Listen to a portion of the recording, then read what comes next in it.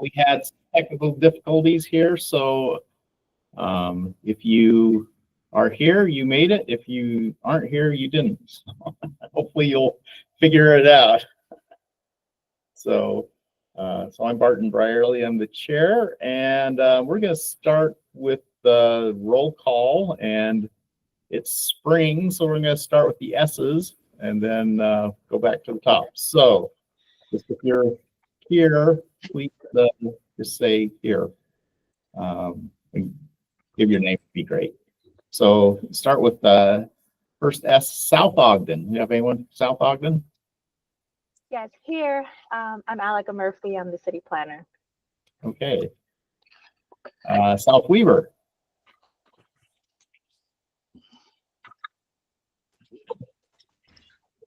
Sunset.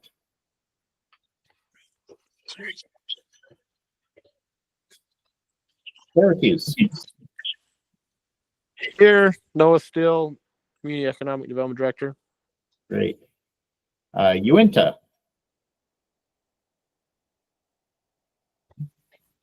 Washington Terrace. Weber County.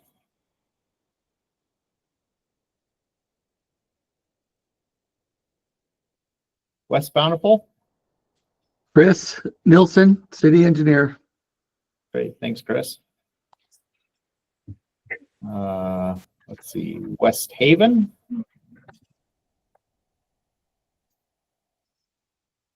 West Point. Willard. Here, Maddie Brown, city planner. All right, thanks for joining us. Woods Cross. Curtis Poole, Community Development Director. Welcome. UDOT. Ryan Halverson, Region 1 Planning Manager. Christopher Chestnut, Transit Division Program Manager. How about UTA? Sean Olivia Vaughn. Costabud. Oh, sorry. You go, Sean. Sean Costabud, Weber Davis, Fox Elder, Service Planner. Olivia Vaughn, GTA Planning. Anyone from FHWA? All right, Jory, go ahead, WFRC. All right, let's see if I can find everybody. Jory Johnner, Sarah Lawless, Josh Reynolds, Samantha DeSilhorst, Lauren Victor, Bert Gramberg, Tim Esqueda, Matt Ryan, Kim Watkins, Jordan Chandler, Julie Bjornstad, and Hugh Van Wagenen. I don't think I missed anybody. All right. Okay, back up to the top. Bountiful.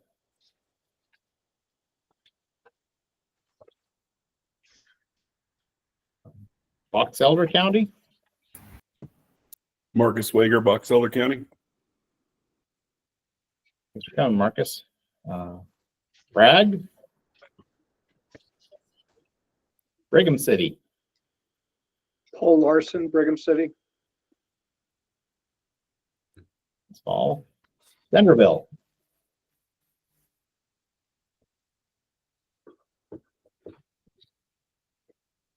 Clearfield. Tyson Stoddard with Clearfield. Welcome. Clinton.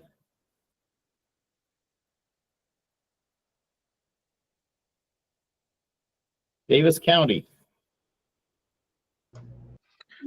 Hi, David Mitchell, Transportation Planner. Thanks, David.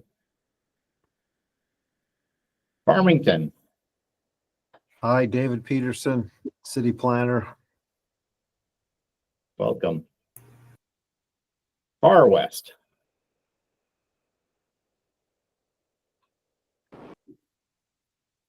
Far West Mayor, Ken Pippin. Thank you. Fruit Heights.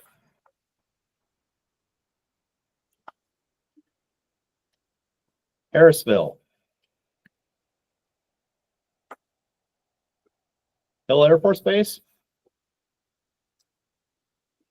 Hooper.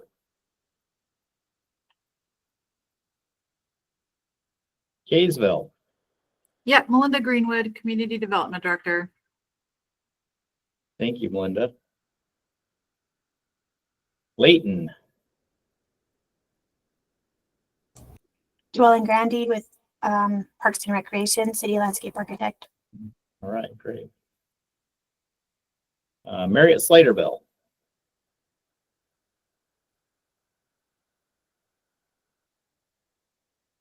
Maida.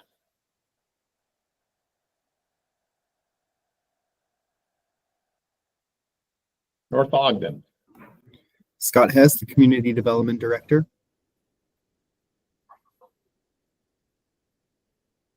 North Salt Lake. We've got the whole office. We've got Allie Avery, Caden Baines, Mackenzie Johnson, and Sherry Pace. All right, welcome.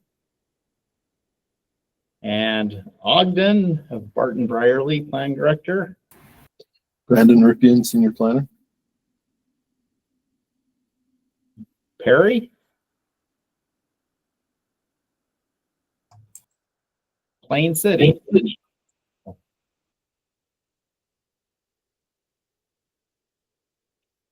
Pleasant View.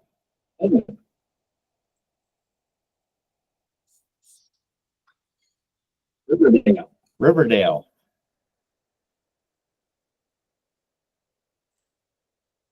And last but not least, Roy. Steve Parkinson, Roy City Planner.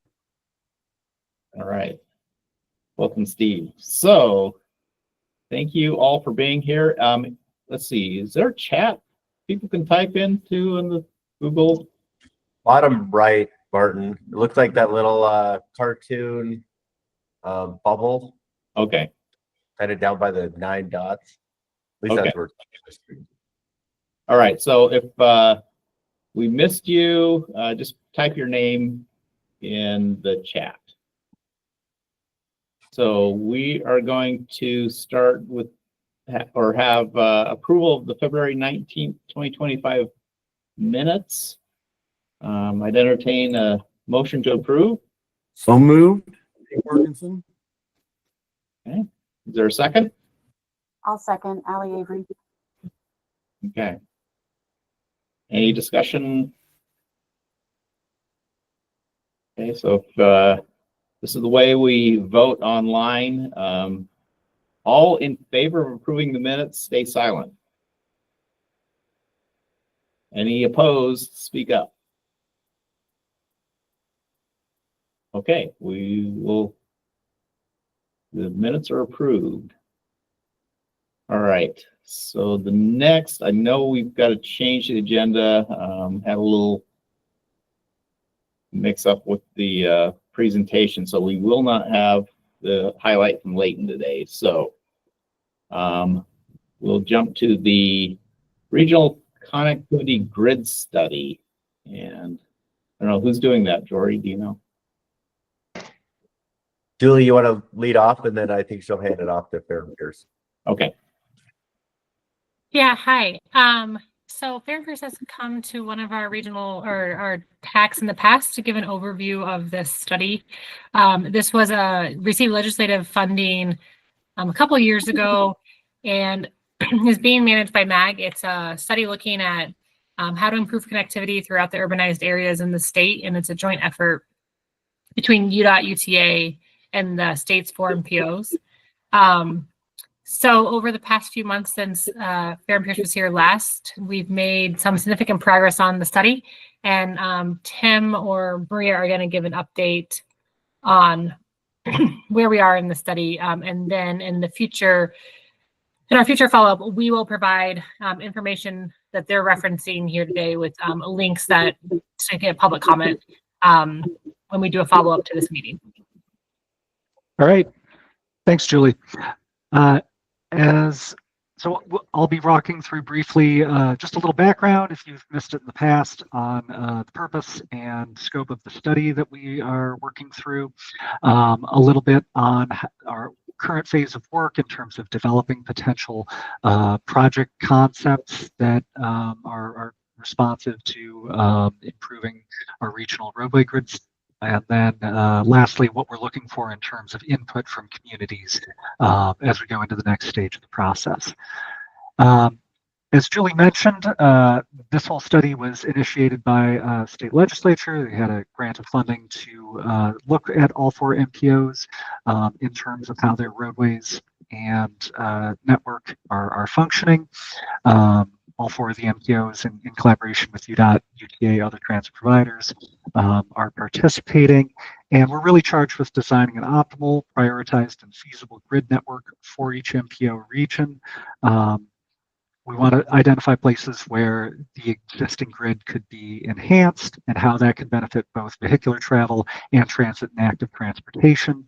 And everything that comes through here is not going to advance just solely out of this project, but will be a candidate if it looks promising for inclusion into WFRC and the other MPO's RTT processes. And that's how they'll be advanced in the future.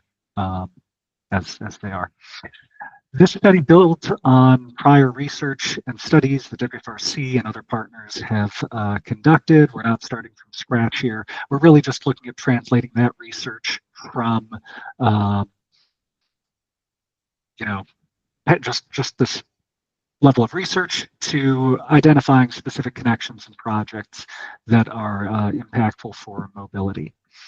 The 3 sort of main work items within the study are looking at connectivity and grid functions. So we've done a lot of data-driven assessment of how the existing roadway network is functioning and where challenges exist. Then we're looking at developing solutions. That's what we've been spending the last few months really focused on, using those data inputs to develop a set of potential connections that could help each different parts of the Wasatch Front function better from a roadway standpoint. And then once we've gone and tested and refined and prioritized those connections, we'll be setting up to provide communities and agencies with tools to move these forward, including things like cost estimates and funding and ownership options. Just speaking briefly to how we've been developing projects here. We have done quite a bit of analytics, travel demand modeling, looking at geospatial analyses, and ultimately out of that, identifying places where the existing system has some deficiencies or challenges or is just worth a second look, and brainstorming potential projects that are responsive to that. We're now at the phase where we've gotten preliminary project lists, we've gotten some feedback from MPO staff, and now we're looking towards you as members of the TAC, as local communities, to weigh in on the projects in your community and help us understand how they can be refined and improved, and just have a better sense of the context of what we're looking to advance here. Once that's happened, we'll refine them, evaluate them against a set of criteria, ultimately have a ranked list that can come out and feed into WFRC and other MPO's RTP processes.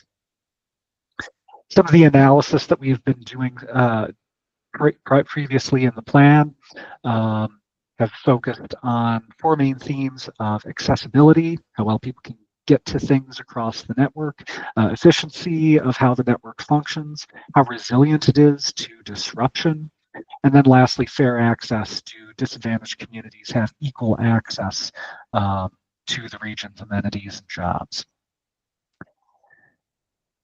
Out of that, and in conjunction with some brainstorming and internal project development, we've come up with a set of kind of A to B connections. These aren't finalized or highly refined alignments. We are showing an alignment, but it's sort of a first stab rather than a dialed in routing. And we're really just looking at, hey, there's a need to or potential opportunity to connect A to B, and we think this might move the needle on mobility. These are also classified into some different bins of projects that advance mobility in different ways and are really based on, again, that data analysis, agency workshops, and stakeholder input that we've received over the last few months. So at this stage, we're looking for your feedback on these concepts. Want to say up front that some of these projects may be a little bit spicy, maybe a little bit challenging. You may see pieces that you say, oh, wow, that would be a lot to bite off, right? Or you could see a potential issue off the bat. The reason for that is that we're really charged in terms of the funding and mandate for this project to understand what works best and what's going to be most beneficial in terms of developing a more resilient and functional regional grid, not just the low-hanging fruit. So accordingly, some of these projects may be a little bit rough in terms of the details, the alignment, and so forth. Some of those may need some refinement. Some of them may not make the final cut. But we really just want your local knowledge, your professional expertise as planners and engineers in terms of helping us understand the good, the bad, and the potential challenges of each of these, and ultimately moving the best concepts forward so that they can be ranked and the top tier ones can be considered for inclusion in the next RTP. So a couple of things to look for when we send out, as Julie mentioned, we'll be sending out separately a link to a web map where you can review the projects, look at what's in your community and in your neighboring communities, and put in comments and your 2 cents on these. We definitely want to know about any fatal flaws or major concerns you have about these. Any prior studies or plans that have touched on these that we might have missed, definitely let us know about those, regardless of whether that, maybe it looked promising, maybe it didn't, maybe there's a reason why it's not currently shown on regional plans. But we want to know about any prior work that's been done there and any suggestions for refinements or alternative alignments and so forth. So we really just want to understand where we have promising concepts and where we have ones where we know that there's some difficulties going into it that we want to make sure are accounted for as we're evaluating them. Once we've gotten that input, and we'll send out schedule information on that. We're looking for it over the next couple of weeks. But we'll refine those projects. We'll screen them against a set of evaluation criteria using the regional travel model and other tools. Ultimately get a tiered list of concepts, and we'll be doing additional outreach to this group later on this year. And ultimately we'll get a set of project sheets and so forth that encompass what we're seeing as most promising pieces here that again can feed into the RTP process. So thanks for your time. Look out for that email in the next day or two. And yeah, appreciate all of your input and expertise. Thanks. Okay. Any questions, Tim?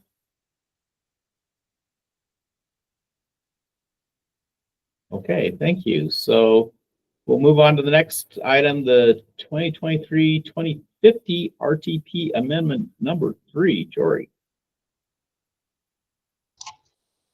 All right, give me. All right, can you see that, Barton? Yes. All righty. Oh, neat. You guys get to see the end slide. Undo. Hold on. Those look like the first slide. Yeah, it's the first and the last. Okay. Yeah. Okay. Already? I didn't want you to have to see me, go backwards through 20 slides or so. All right, now I can get started, I think. George Honor, Director of the Long Range Planning Group here at WFRC. Today, we'll be presenting the Amendment 3 to the 2023 to 2050 Regional Transportation Plan. Before I get into the projects, I'll briefly review the amendment process, a high-level overview of the projects, and then ask you to act on a portion of this amendment. So, as a reminder, hopefully everybody here knows this, The RTP is developed on a 4-year cycle. So the last plan was adopted in May of 2023. We're in development of the 2027 to 2055 plan.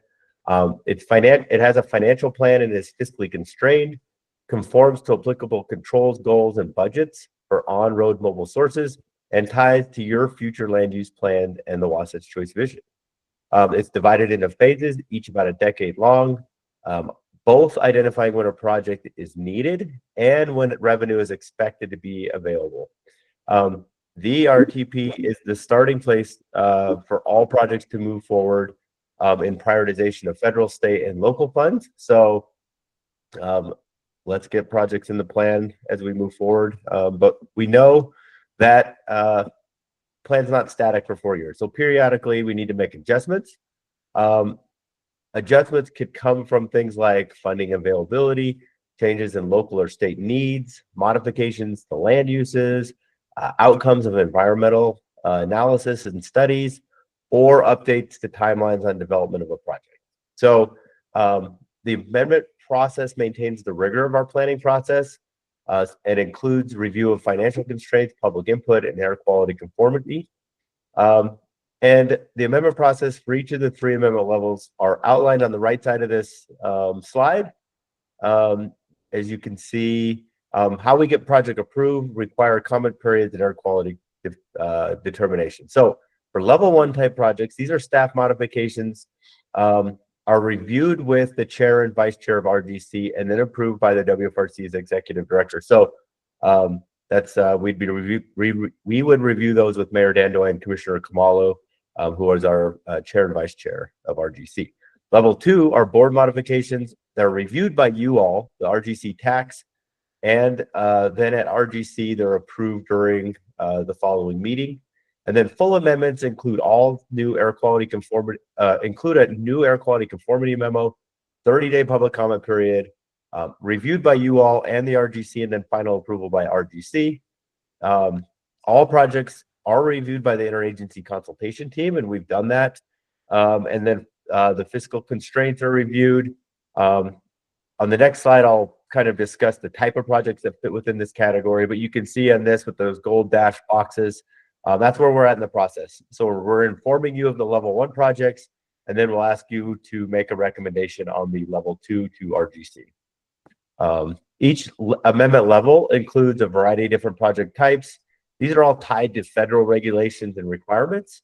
So for level 1 projects, these are staff modifications, again, that include ownership changes, operational changes to roadways, need-based phasing changes, active transportation project, and changes to the Wasatch Choice Vision centers or other land uses.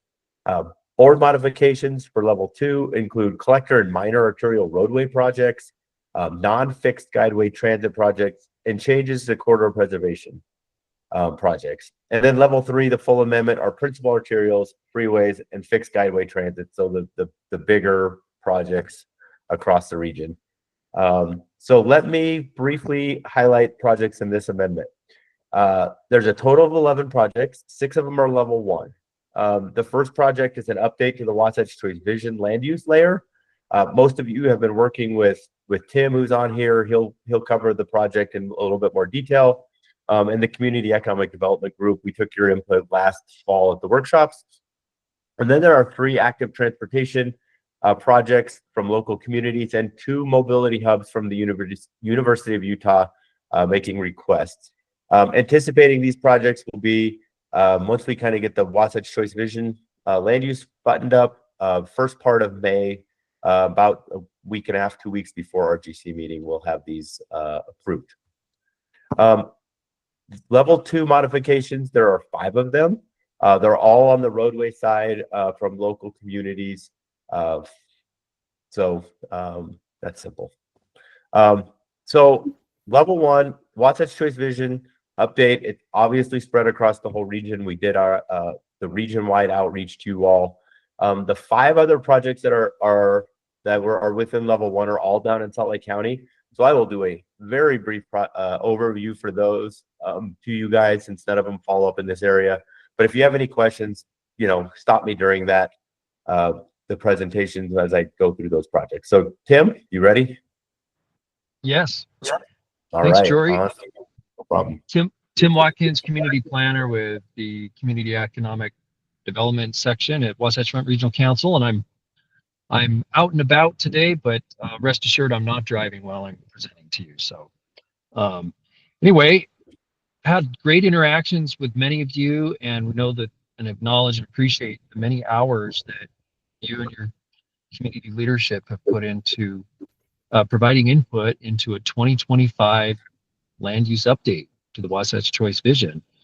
And as you can see kind of in this timeline, this top row showing the initial input with the fall 2024 workshop.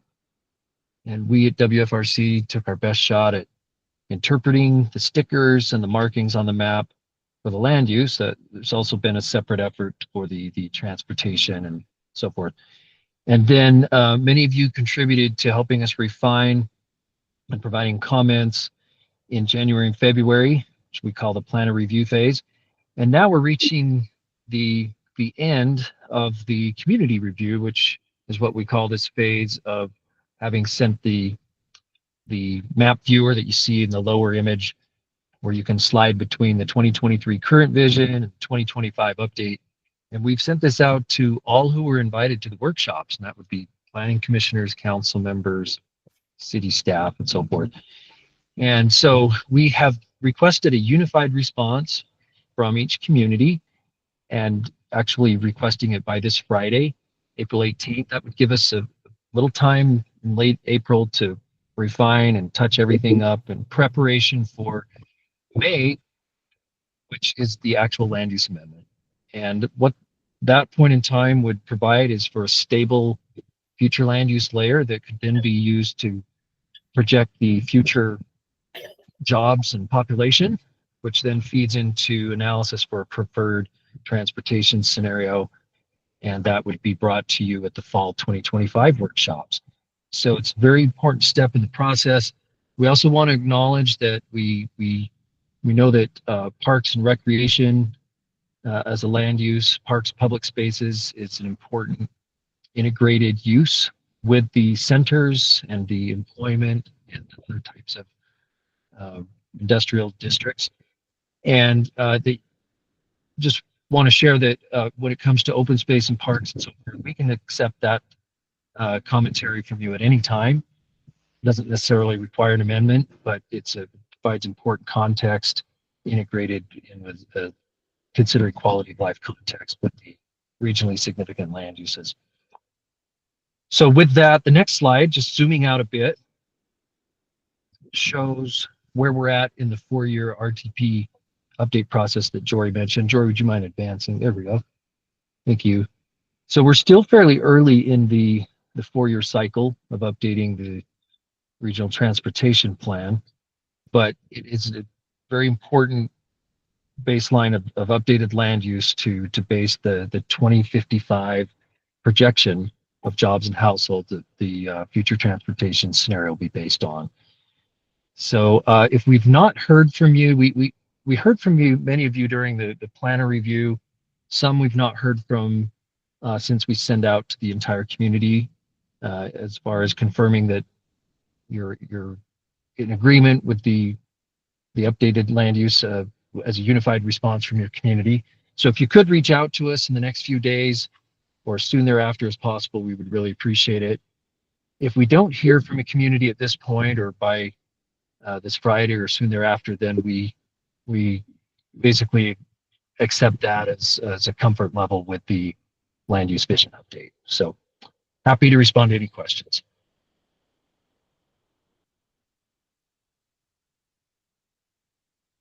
Any questions from Ray Bay?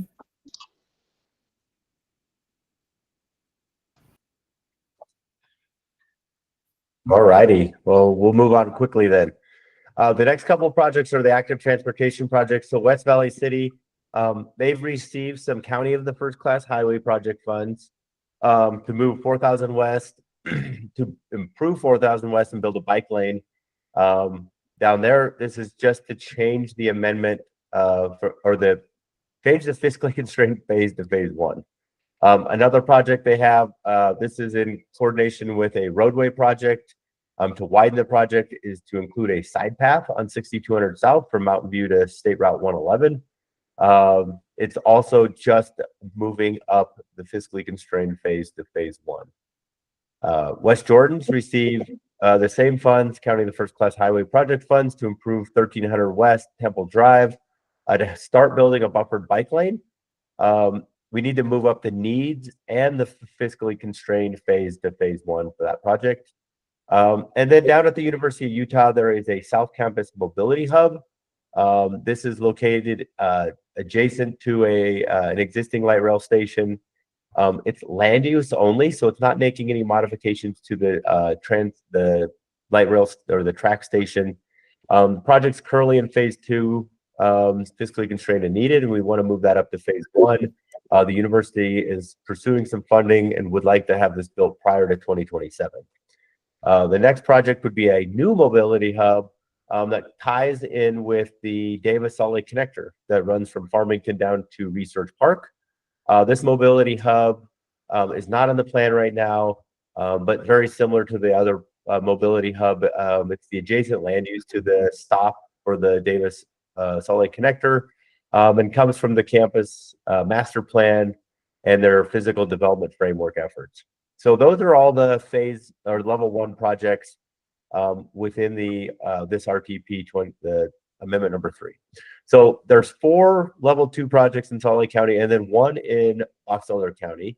So let me briefly cover those and then ask for a motion or recommendation to move these projects to Regional Growth Committee in May.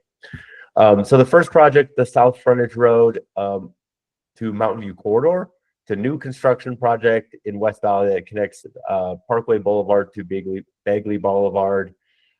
Provide some additional connection to the industrial and development there. This would be recommended to be a need phase 1 and a fiscally constrained phase 1 project. This is the roadway project that paired up with that side path on 6200 South in West Valley. Also requesting to be a needs phase 1 and fiscally constrained 1 project. 6700 West goes from 8600 South to Old Bingham Highway in West Jordan. It's a 3-lane road. It's a new construction. City's going to focus on about 90th South to New Bingham, so that middle section, and then they're going to work with developers to build the north piece and the south piece to kind of build that new north-south corridor in the western part of Salt Lake County. Phase 1 needed and fiscally constrained phase. 2700 West from Bangerter Highway to 134 South is a widening project. The road's currently 2 lanes. It would widen it to 5 lanes. This matches up with the new interchange that's being built down off of Bangerter on 2700 West. Would be a phase 1 project and fiscally constrained phase 1. And then up here to the one up in Brigham City, 1200 West from 4th Street to Promontory Road in Brigham City. It's a request to be a widening project that would take the road from 2 to 5 lanes, help increase mobility, meet the needs for future growth, enhance the travel in the corridor adjacent to I-15. And we're all pretty familiar with this area, but you can see really nice grid network within Brigham City, but just west of there, needing some additional north, south, east, west routes. And this is a north-south route that we've partially funded with the TIP, so our Transportation Improvement Program funding. Project recommendation is to change it from an operational project, which is what it is currently in the 2023 RTP, to a widening project, and then change the need phase to 1 and fiscally constrained phase to 1. So that wraps up the projects. One last thing before we get to the motion. Per the amendment process, as I made mention, we've maintained the rigor of our planning process. We need to do some technical considerations for the level 2 and level 3 projects. Only level 2 in this amendment number 3. So let me just briefly cover those with you all. As you can see here, the projects, the level 2 projects presented in this amendment provide more and safer connectivity by increasing access to industrial areas, new growth areas, and existing residential areas, as well as improving active transportation networks with additional shared use paths and building out our sidewalk network. So, and then you can see on that second line down, All the projects reduced travel time in vehicles. You can see the no build versus the build, which is how we test that, and they're all better with these projects. So they're providing additional network connectivity and benefits to the system. So with that, Barton, any questions from the committee, and then would entertain a motion to pass this along to Regional Growth Committee at their May 15th meeting. So, okay. So any questions for Jory?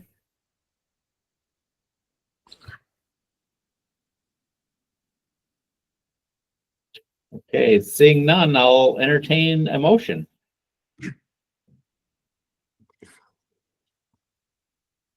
I think these look wonderful, so I move that we recommend them. Okay, so that's a motion as shown on the board. From Dave Peterson of Farmington. Okay. Okay. Second. Okay, so it's been moved and seconded that we recommend that the Regional Growth Committee review and approve the level 2 board modifications for amendment number 3 to 2023 to 2050 RTP. All in favor, stay silent. Any opposed, say nay. Okay, it has been approved. Thank you, George. perfect. And as I made mention, here's the kind of the final 2 steps. We've informed you of the level 1 projects. We're going to take those level 2 and inform RGC of the level 1 projects at the May 15th meeting. So appreciate that. Thank you. All right. Thank you, Jordy. Okay, we'll move to Tender Loving Care Project Awards. So that's Matt.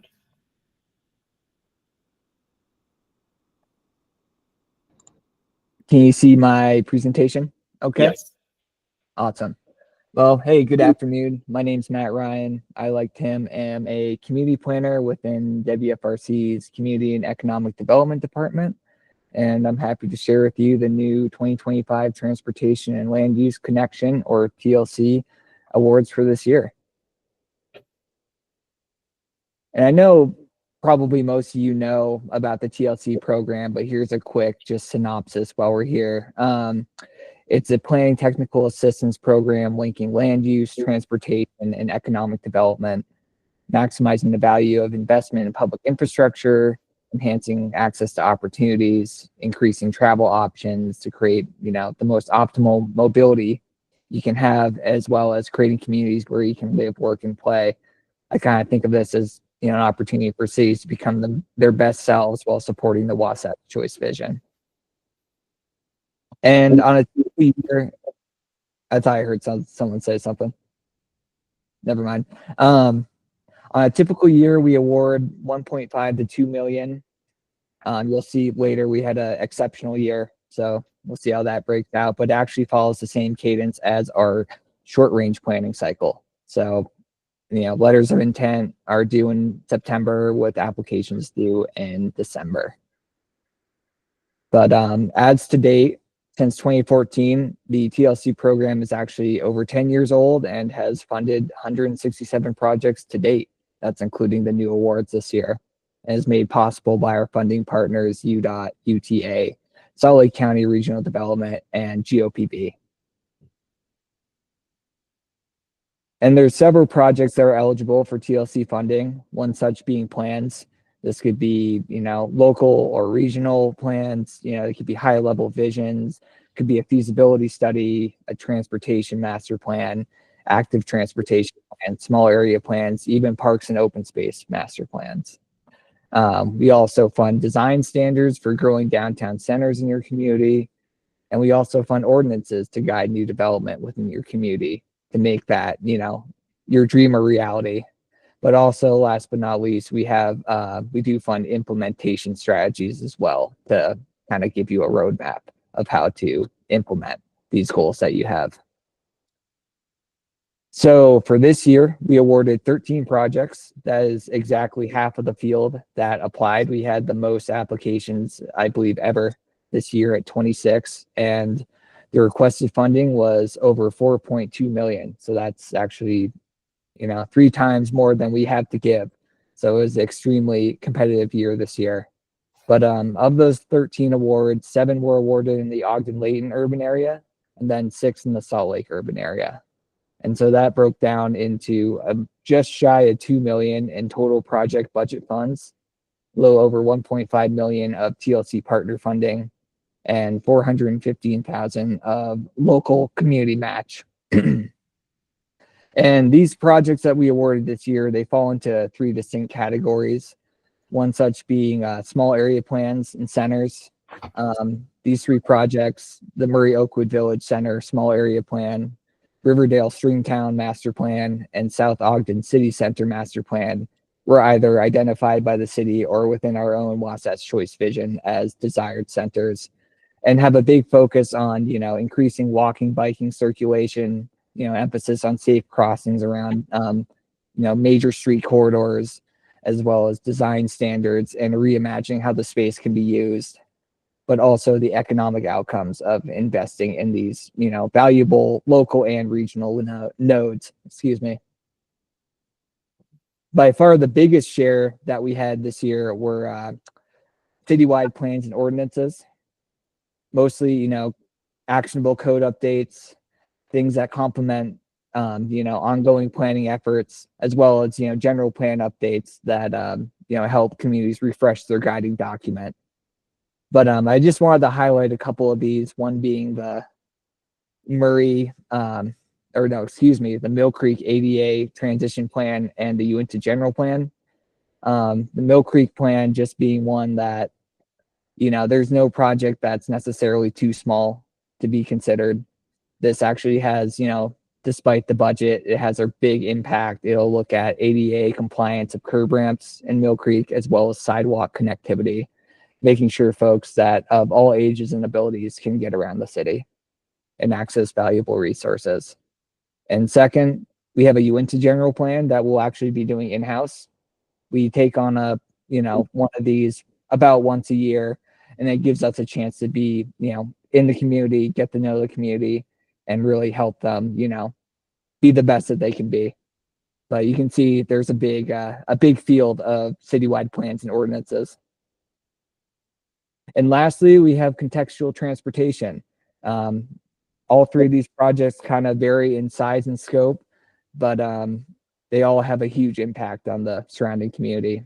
With the Kearns 5400 South Corridor study, that builds off a lot of previous study or planning work that's been done in that area to, this plan will hopefully enhance transit connectivity as well as just safe navigation of the corridor.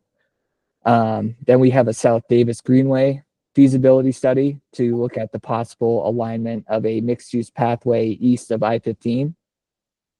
And then lastly, the Greater Salt Lake Municipal Services District will be embarking on a transportation master plan to, enhance connectivity within the district's area as well as to the greater region of WFRC. And the TLC program actually, is not the only thing that we offer help with. We also do stationary planning. I know that HB 462 is coming due at the end of this year, but applications are ongoing. So if you have rolling, I should say. So if you have a fixed guideway station or a BRT stop, please come talk to us. We'd be happy to talk to you about getting a station area plan started. And we also offer ordinance assistance, which we can inventory and audit city's code, kind of come up with some, code recommendations to kind of gear your city better towards where you want to go in the future. But ongoing, we also have project cultivation. So if you have any ideas about a project or want to learn more about what we do here at Community and Economic Development, please reach out to us. And then I think my favorite resource is this map. Thanks to Sarah Wallace at WFRC, we created this awesome interactive TLC project map. You can search by year awarded, project status, also just the project type as well, or search it verbatim on the right with the search bar. But I think this gives you probably the best information about the life cycle of a TLC project. You get to see the application, you can see the final plan once it's finished, but you also see cost breakdowns and the scope of the project too, with the highlight, as you can see, that light blue kind of outline. So it's really cool. It's really interactive, and it shows you, inspiration. It's inspirational if you want to kind of come up with some ideas of how your city could benefit from this. And last but not least, I'll shout out a few other resources. We have the, TLC webpage, as well as the interactive map. And the 2025 awarded projects are just, paragraph synopses of each project that was awarded this year. But we also have station area plan certification and technical assistance. I've linked that webpage, as well as ordinance assistance. And I can share this presentation out if need be. But that concludes my presentation. All And right. I propose. Any questions for Matt? It's great. Yeah, we love your money, Matt.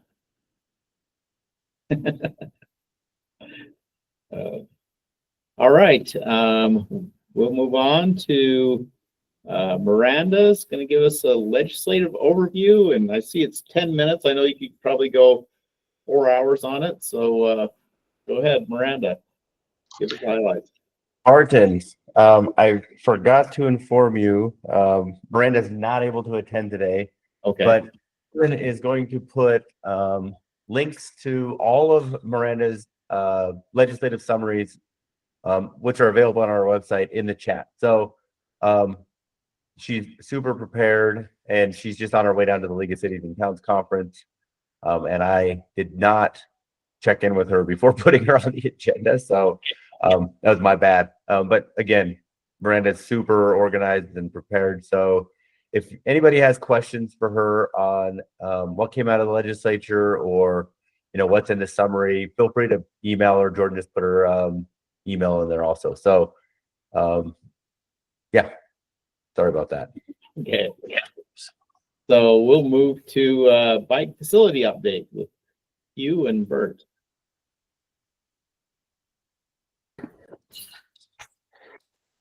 Martin, can you see my screen? And yes. Okay, great. Once again, Jory has put the best at the end of the agenda. So stay tuned, everyone. I've got two topics to cover. I'll just kind of go through them with a brief pause for questions, but I'm going to talk about a new web map that we're developing to try and get a handle and share with our communities all the great bike infrastructure that's out there in the region.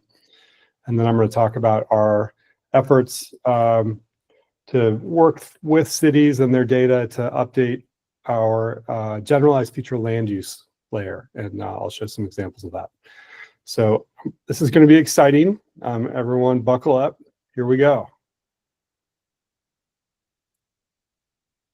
We're all familiar with the regional transportation plan, and if not, Jory's happy to fill you in and maybe show you where to get tattoos at the tattoo parlor.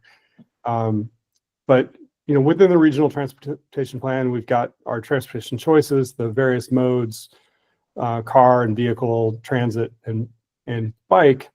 And we kind of have like really mature data stewarding in terms of the data that's available, the maps that are available for the public and for planning. Cities, counties, the state GIS office, UGRC, and UDOT all work together on the roads data. UTA has a great online data portal showing us where the existing and planned transit services are. But what about biking? I think that's been a question we've been asking and kind of picking up here and there over the last 5 to 10 years. So we're trying to make a significant step forward in the way that we build and share biking data resources, not only for planning, but for the public. And here's a kind of a nerdy look at how we do this. There's great value in knowing what's on the ground. So in the GIS, we divide that into 2 layers. One for the on-street bike infrastructure. That's just, left side and right side attributes of the road center lines. And then the trails and pathways get their own layer where we actually digitize the trails themselves.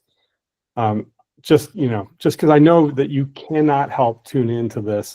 This is like a little example of the data editing that we've been doing to true up the bike infrastructure data across the region. And this is in Salt Lake City, and you can see the yellow line across the bottom of the map area. That's an example of multi-use trails and pathways digitized as a center line for the trail. That happens to be the new 9-line trail across Salt Lake, just north of Liberty Park. And then all the other colored lines are using a cartographic offset to show what we've coded for the left side and the right side of all the road center lines. And in some places we've got different types of bike infrastructure on different sides of the street. So this sort of left side, right side approach is important. There is going to be a test, so hopefully folks are taking notes. So, the big question is, can we feed 2 birds with 1 scone here? Can we keep the bicycle map data current with the latest additions for planning, so we know how to best build out the network or upgrade the network, or maybe extend it into an area that doesn't have great biking infrastructure?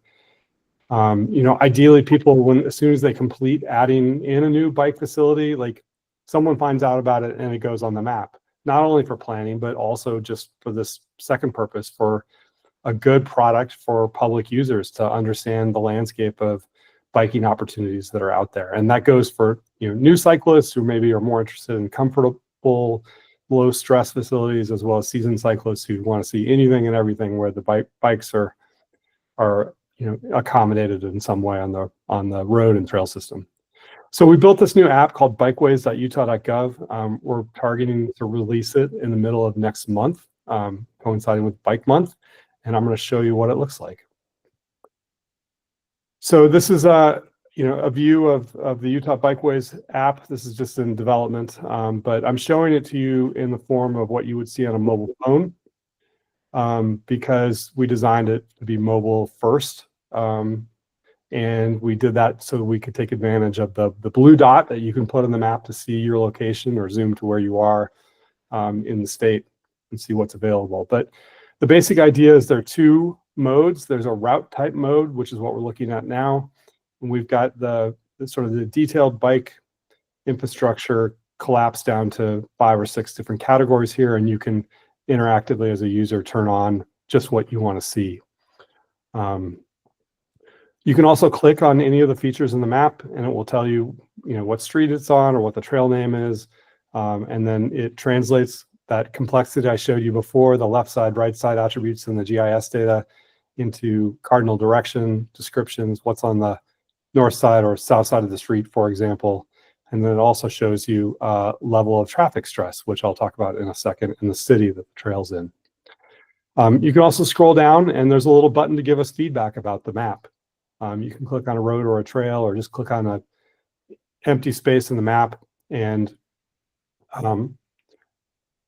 provide your email and a little feedback. And we want to use this to collect information about things that we're missing, things that have been upgraded, things that don't exist anymore, that we've gotten wrong. We want this to be sort of a way that not only the general public can give us feedback, but going back a minute or 2 in my presentation, let's say you just built a new bike lane or opened a new trail.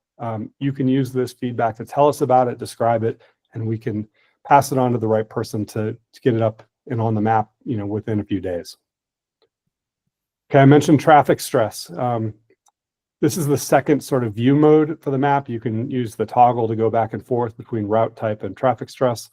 We've used the number of lanes and the speed of traffic, the volume of traffic to calculate, essentially approximate the roads and the trail system into different levels of traffic stress. And just like the map before, you can sort of select what you want to see on the map. Maybe you're more comfortable with low stressful facilities and you want to kind of see what the possibilities are around you. You can do that. I'll also note that we added the pedestrian signal crossings and also all the street lights statewide, intersection signals, because UDOT maintains a nice data set of that. And they're something that cyclists want to factor into their route planning as well. So those are the 2 sort of modes in the map. And I mentioned, just running through the features we're trying to keep it basic. We're trying not to duplicate, for example, what Google does with point-to-point directions. They don't do a great job of showing the latest, greatest facilities.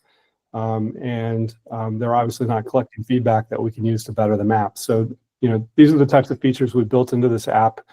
I mentioned the mobile first design and the GPS blue dot that we've used in the app. And then the other thing is, we're sort of imitating like an older medium, which is sort of the city bike map, except for we've got the ability to update it whenever we get new information. It's seamless. We've got participation across Utah, and we want to make the data downloadable so folks can, they want to maintain this for their own purposes and give us updates. That's great, or do their own analysis. Last slide on this. We're grateful for partners. That includes the Utah GIS Coordination Office, UGRC, who did the custom mobile app for us.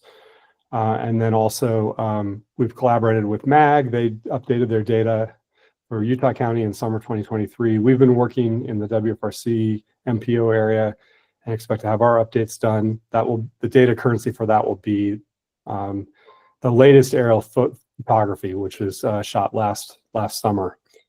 And then we've got folks at UDOT and then the Dixie and Cache MPOs that are planning to get serious about this and give us some more updates.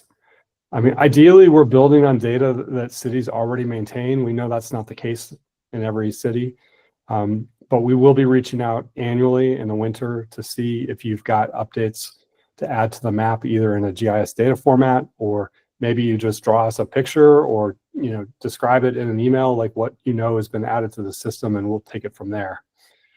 We'll also do a major review of the region when high resolution aerial photography is released in future years, which tends to be every 2 or 3 years.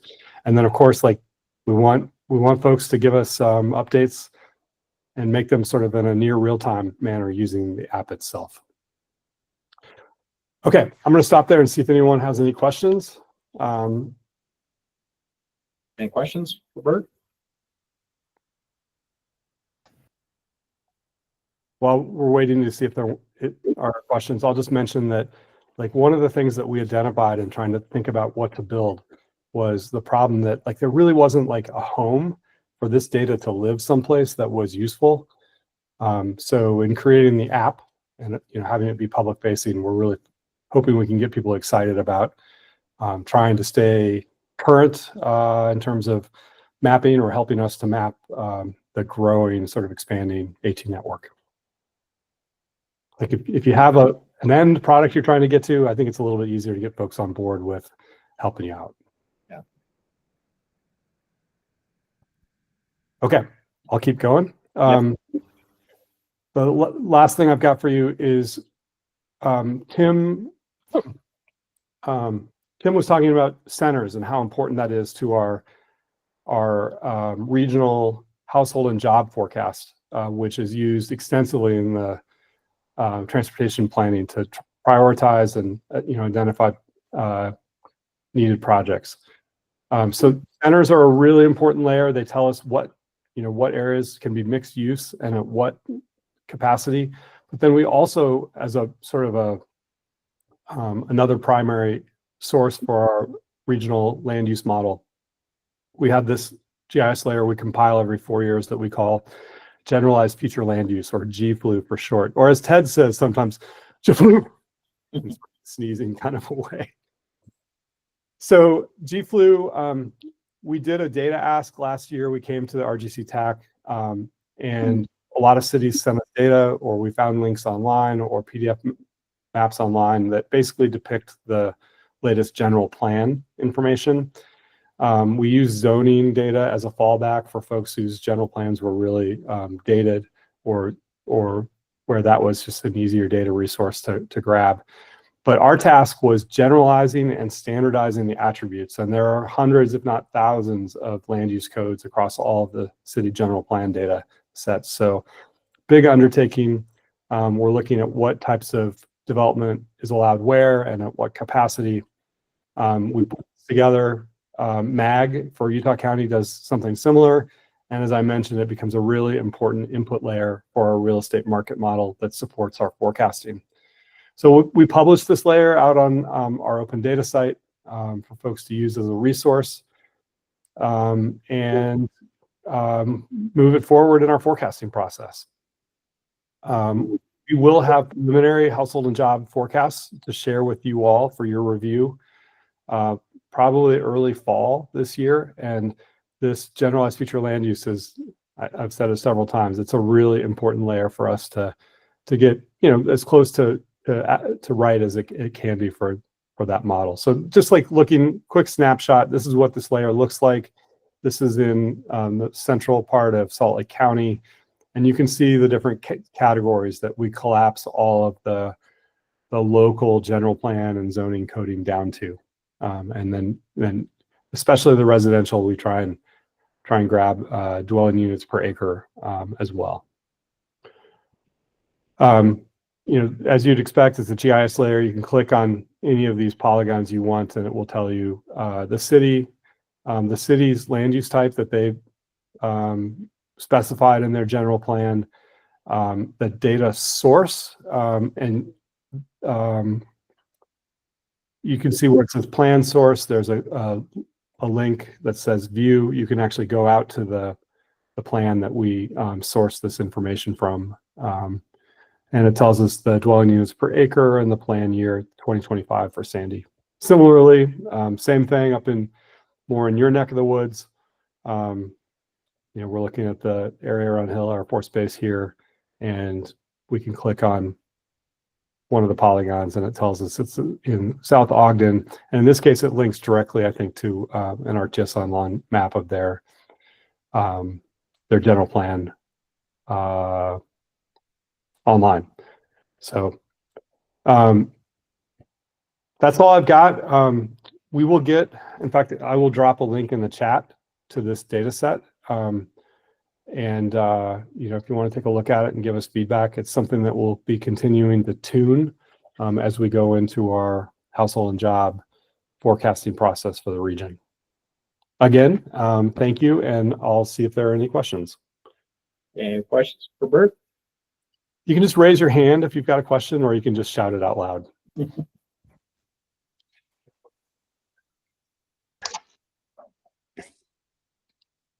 guess the big question is, when you're talking scones, are you talking a Utah scone or what the rest of the world calls a scone? Oh, Barton, that is a tough question. I think whatever the birds around here will eat. Okay, right. Thanks, everybody. We'll keep posted on both of these through the RGC TAC mailing list and the WFRC newsletter.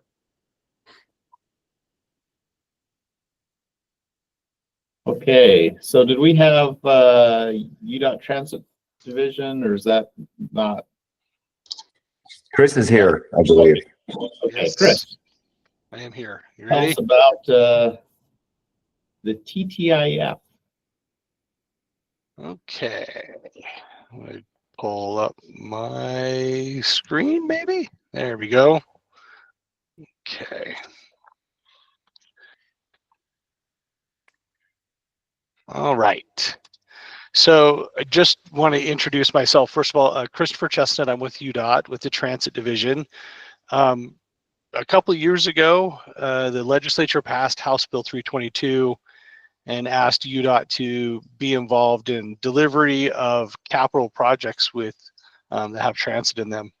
And then this last session, they took out just two words. They took out when there's state funding involved. So now we've been asked to be involved in any project that has any transit project that's a capital project per se. So, and help oversee and manage those projects. The funding source that we have to work with out of the Transit Division is called TTIF. It's the Transit Transportation Investment Fund. It's mainly for funding capacity adding activities. So let me talk to you a little bit about the process for receiving TTIF funds. First of all, I sure hope everybody here is familiar with the long-range plan process. If you're not, then you need to talk to Jory, or you can also talk to Ryan Halverson, who is the Region 1 Planning Manager. Well, let me just kind of go through this really quick. So in the long-range plan for transit projects, if it's identified in the phase 1 of that long-range plan, then automatically UDOT's planning division will take that project and put it through our prioritization process. The second way to get a project on that prioritization process is to have it nominated. So you as a local government or the transit division, transit operator, can also pick a project and have it be nominated to go through the prioritization process. So the Transportation Commission at UDOT controls that prioritization process. And what they do is they will run those projects through the quality of life framework that was developed a few years ago. It's the same process, and that has these 4 large kind of pieces of criteria: better mobility, good health, connected communities, and a strong economy. And those are then separated into 4 different funding sources: highway, active transportation, TTIF, transit, or TTIF, first mile, last mile. Those are then put into a ranked list, and that ranked list is basically what we in the transit division can use as our hunting license to request funding from our Transportation Commission. So if it's not on this list, I can't ask for funding. I can't make it go forward. So we can then start to put together funding and a schedule for that project. Once the project is funded and has some kind of funding associated with it, then we start putting together a list, right? We're going to nail down the costs. We're going to talk to you about roles and responsibilities. We're going to put together an agreement that talks about delivering that transit project. Currently, we have 12 completed projects that have been funded through the TTIF program since 2019. We have 40 projects. I know it says 41 and 11. There's one that was just completed like a couple weeks ago. I should have updated this. And it's about $477 million in transit projects that we're funding. Currently, the TTIF fund has in it today about $120 million, $125 million that we can program, and that is continuously increasing.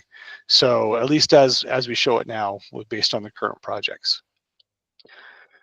In terms of completed projects, one that you should be familiar with up in Region 1 is the OGX. We put about $4 million of TTIF funding towards the OGX. One down in Utah, and in St. George in Washington City, we built sidewalks and bus stops for some new service that they put in. In Salt Lake County, we built a sidewalk that connects the track station in Sandy to the soccer stadium. We've funded buses, additional bus purchases up in Cache Valley. We purchased the buses that went on the new service down in Washington City. So what I'm looking to do in these next steps is I just want to keep the funding of transit projects going.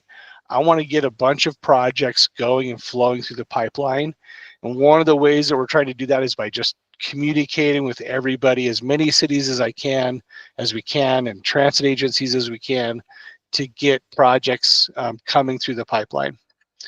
The other piece of it is we're always trying to make the process a little bit better. So as we go through this, we're constantly moving things around a little bit to make sure that it works just a little bit better for you and for us, and to deliver great transit projects. The team here at UDOT that oversees the transit projects is Jim Golden. He's our division director. Travis Jones, many of you probably know Travis Jones. He worked at UTA for many, many years. He's our pre-construction engineer. Thad Pinkerton helps with construction, so he interfaces a lot with the region offices and makes sure that transit projects are moving forward how they should. And then my role is program management. So My role is to oversee the funding for TTIF across the state and to help projects get funded and move forward. So just wanted to introduce ourselves. We are putting together a transit division website right now. It's pretty basic right now, but it's going to get a little bit better over the next year. It's going to be more robust. The other website you can go to if you want more information is our project prioritization website. If you're not familiar with that, you can go there as well. So with that, I am happy to answer any questions that you may have regarding the TTIF program in the transit division. Any questions? So with that TTIF, how was, what did Cache Valley have to do, I guess, to procure additional buses? What was that process like? So you got to be in the first phase of the long range plan. So they have up there additional service that they wanted to put on the street.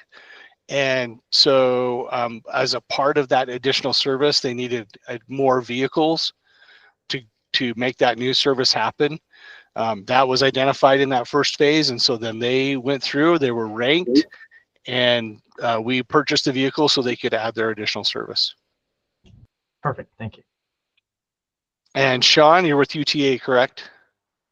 Yes, I'm the service planner, Weber Davis, Box Elder. Perfect. We are having conversations right now with Daniel Hoffer and a few other folks at UTA to talk, and Marcus Bennett and a few other folks. They have some ideas on service expansion over the next several years and perhaps how TTIF could fund that service expansion with new vehicles. That would be good because I think we have enough operators now. Now we're worried about vehicles. Yep. Yeah, that's our understanding as well. Awesome. Thanks. I have a question, just, how big or little of a project are you looking at? I mean, if somebody needed like an improved bus stop or pull out for lanes or stuff like that, is that those the things go through this process? We have funded everything from, right now we're building some bus stops down at Bryan Head. So that's like a little $500,000 project. We've funded that all the way up to, we have $20 million going into the MVX. That's a new BRT line here in Salt Lake County. 18 million going into Davis SLC connector for that project.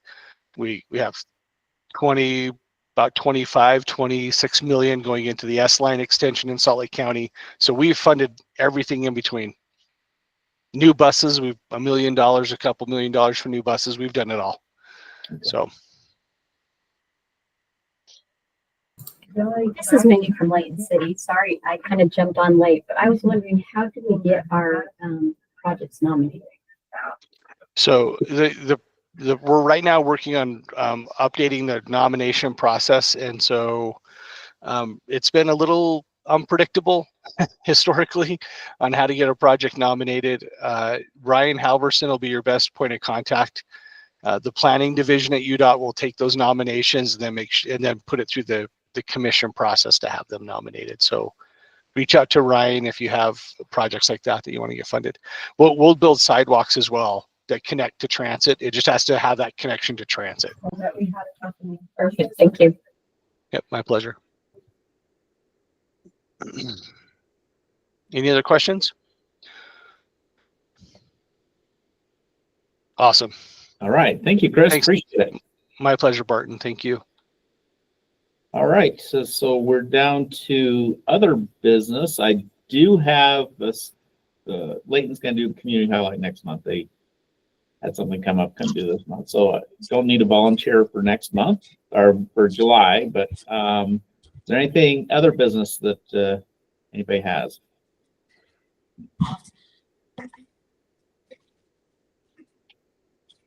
Okay, with that, I will take a motion to adjourn. I saw Mayor Fippin's thumb go up. Oh.